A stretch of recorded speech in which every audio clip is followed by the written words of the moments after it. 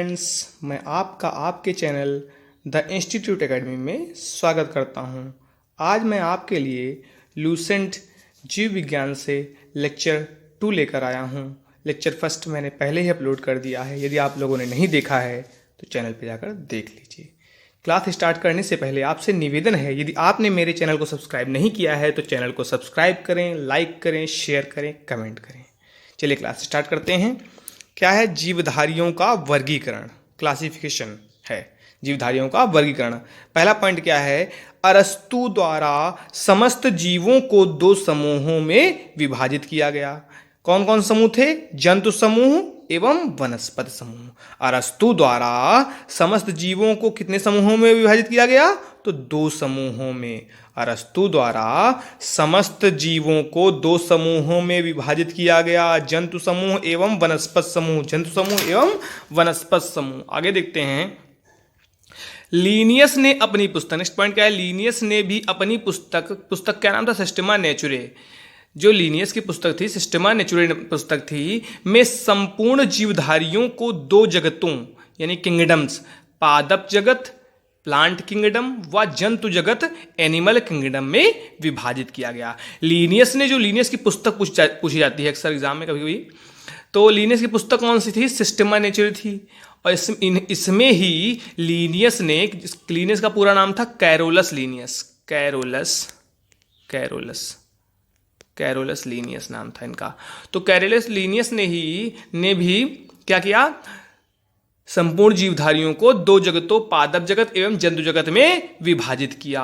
और अरस्तु ने भी विभाजित किया था, लेकिन इन्होंने क्या कहा था? जंतु समूह एवं वनस्पति समूह। और लीनियस ने क्या कहा? पादप जगत, प्लांट किंगडम एवं जंतु जगत एनिमल किंगडम में विभाजित किया। आगे क्या दिया है देखते हैं। आगे दिया है आपका नोट में, लीनियस ने वर्गीकरण की जो प्रणाली शुरू की उसी से आधुनिक वर्गीकरण प्रणाली की नींव पड़ी।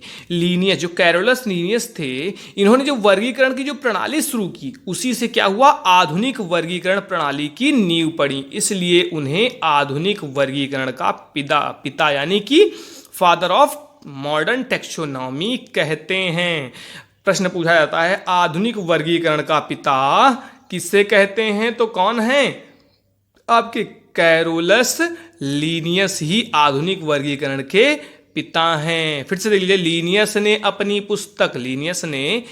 पुस्तक सिस्टेमा नेचुरे में संपूर्ण जीवधारियों को 2 जगतों, पादप जगत व जंतु जगत में विभाजित किया। नोट में क्या दिया? लीनियस ने वर्गीकरण की जो प्रणाली शुरू की उसी से आधुनिक वर्गीकरण प्रणाली की नींव पड़ी। इसलिए उन्हें आधुनिक वर्गीकरण का पिता कहा जाता है। फादर ऑफ मॉडर्न टेक्सोनॉमी किसे कहते हैं? तो कैरोलस लीनियस को। आधुनिक वर्गीकरण का पिता किसे कहते हैं? तो कैरोलस लीनियस को। आगे चलते देखते हैं क्या दिया है। जीवधारियों का 5 जगत वर्गीकरण। देखिए, वो तो जो थे आपके कैरोलस लीनियस और अरस्तु जी, उन्होंने जीवधारियों को 2 जगतों में विभाजित किया। अब देखते हैं 5 जगत में किसने विभाजित किया। तो परंपरागत द्विजगत वर्गीकरण का स्थान अंततः व्हिटकर द्वारा सन 1969 यानी 1969 में प्रस्तावित 5 जगत प्रणाली ने ले लिया। परंपरागत मतलब पहले जो परंपरा थी द्विजगत प्रणाली, द्विजगत वर्गीकरण का स्थान किसने लिया? अंततः व्हिटकर द्वारा। व्हिटकर ने कब किया था? 1969 में। व्हिटकर ने 5 जगत सिद्धांत कब दिया था? प्रश्न पूछा जाता है तो कब दिया था? सन 1969 में दिया था। व्हिटकर ने 5 जगत सिद्धांत जो है, ये जो है 5 जगत सिद्धांत या वर्गीकरण कब दिया था? तो सन 1969 में दिया था। ठीक है, ये प्रश्न पूछा जाता है। और प्रश्न पूछा जाता है जीवधारियों का 5 जगत वर्गीकरण किसने दिया था? तो व्हिटकर ने दिया था। व्हिटकर ने। बहुत ही इंपॉर्टेंट प्रश्न है, अक्सर एग्जाम में दोनों प्रश्न पूछे जाते हैं। आगे बढ़ते हैं। क्या दिया है? इसके अनुसार यानी व्हिटकर के अनुसार समस्त जीवों को निम्नलिखित 5 जगतों में वर्गीकृत किया गया है। व्हिटकर के अनुसार क्या है? समस्त जीवों को कितने भागों में विभाजित किया गया? 5 जगत में वर्गीकृत किया गया है। अब कौन कौन से हैं इनमें देखते हैं। पहला है मोनेरा। पहला क्या है? मोनेरा। दूसरा क्या है? प्रोटिस्टा। तीसरा क्या है? पादप यानी प्लांट। चौथा क्या है? कवक, फंगी कह सकते हो। और पांचवा क्या है, जंतु है। फिर से एक बार देख लेते हैं कौन कौन से 5 जगत है। मोनेरा, प्रोटिस्टा, पादप, कवक एवं जंतु। Number 1 Monera, number 2 protista, number 3 पादप, नंबर 4 कवक, नंबर 5 जंतु। 5 समूहों में। चलिए आगे बढ़ते हैं। अब मोनेरा में कौन कौन आते हैं देखते हैं। मोनेरा क्या है। इस जगत में सभी प्रोकैरियोटिक जीव अर्थात जीवाणु, साइनोबैक्टीरिया तथा आर्की बैक्टीरिया सम्मिलित किए जाते हैं। तंतुमय जीवाणु भी इसी जगत के भाग हैं। तंतुमय जीवाणु भी इसी जगत के भाग के मतलब है तंतुमय जीवाणु किस जगत के अंतर्गत आते हैं, तो मोनेरा के अंतर्गत आते हैं। तंतुमय जीवाणु भी इस जगत के भाग हैं। तंतुमय जीवाणु मोनेरा में कौन कौन से आते हैं, प्रोकैरियोटिक जीव अर्थात जीवाणु, साइनोबैक्टीरिया तथा आर्की बैक्टीरिया तंतुमय जीवाणु भी मोनेरा के जगत अंतर्गत आते हैं। ठीक है, आगे देखते हैं प्रोटिस्टा क्या है। इस जगत में विविध प्रकार के एक कोशिकीय, इस जगत मतलब प्रोटिस्टा में विविध प्रकार के एक कोशिकीय प्रायः जलीय एक्वाटिक यूकैरियोटिक जीव सम्मिलित किए गए हैं। प्रोटिस्टा जगत में विविध प्रकार के, प्रोटिस्टा जगत में क्या, विविध प्रकार के एक कोशिकीय प्रायः जलीय एक्वाटिक यूकैरियोटिक जीव सम्मिलित किए गए हैं। कौन से जीव, एक कोशिकीय प्रायः जलीय यूकैरियोटिक जीव सम्मिलित किए गए हैं प्रोटिस्टा जगत में। आगे इसमें देखते हैं क्या लिखा है, पॉइंट क्या दिया है। यह 2 प्रकार की जीवन पद्धति प्रदर्शित करती है।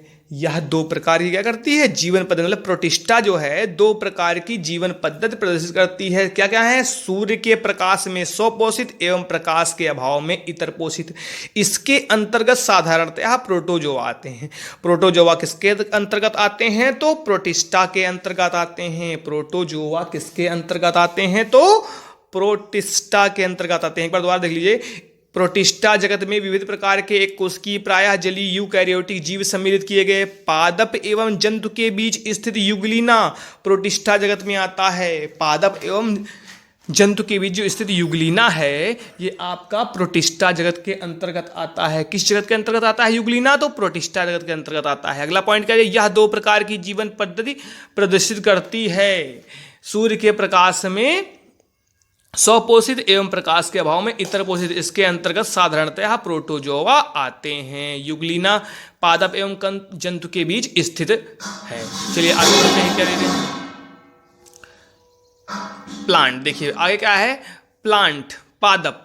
इस जगत में प्रायः सभी रंगीन बहुकोशिकीय प्रकाश संश्लेषी उत्पादक जीव सम्मिलित हैं। शैवाल, मॉस, पुष्पीय तथा अपुष्पीय बीजीय पौधे इसी जगत के अंग हैं। पादप क्या है, इस जगत में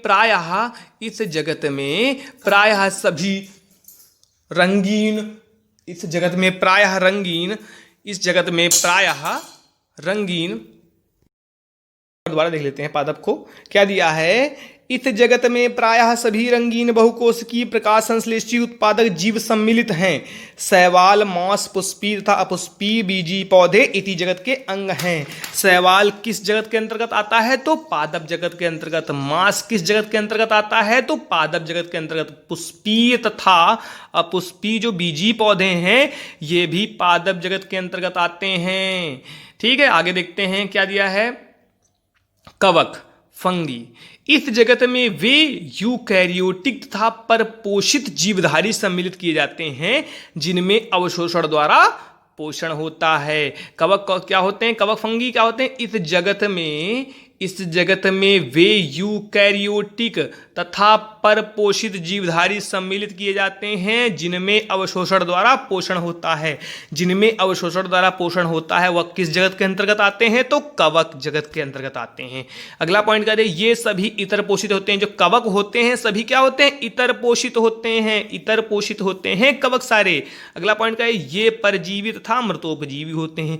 कवक क्या होते हैं, परजीवी तथा मृतोपजीवी होते हैं। प्रश्न पूछा जाता है मृतोपजीवी निम्न में से कौन है, तो कवक हैं। परजीवी निम्न में से कौन है, तो कवक हैं। कवक क्या होते हैं, परजीवी तथा अथवा मतलब मृतोपजीवी होते हैं। अगला पॉइंट क्या है, कवक की कोशिका भित्ति काइटिन नामक जटिल शर्करा की बनी होती है। इंपॉर्टेंट पॉइंट है, कवक की कोशिका भित्ति किसकी बनी होती है? काइटिन नामक जटिल शर्करा की। किसकी? काइटिन नामक जटिल शर्करा की बनी होती है कवक की क्या? कोशिका भित्ति। इसकी फिर से देख लीजिए, कवक की कोशिका भित्ति काइटिन नामक जटिल शर्करा की बनी होती है। आगे देखते हैं 5वां समूह, जंतु, एनिमल।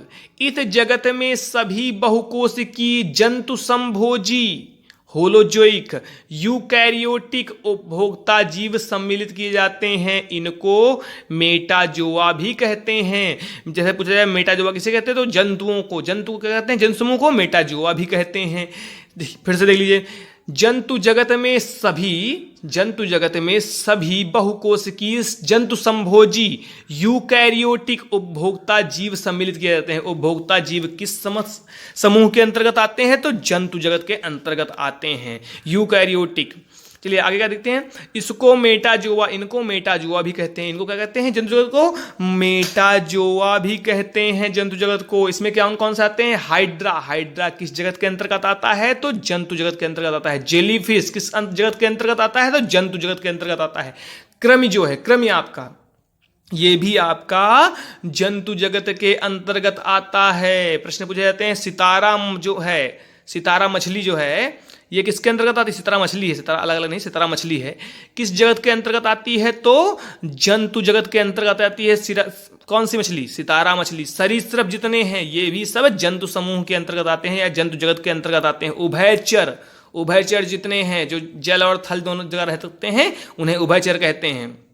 उभयचर पक्षी, स्तनधारी जीव इसी जगत के अंग हैं, मतलब जंतु जगत के। हाइड्रा किस जगत का है? तो जंतु जगत। जेलीफिश जंतु जगत। कृमि जंतु जगत।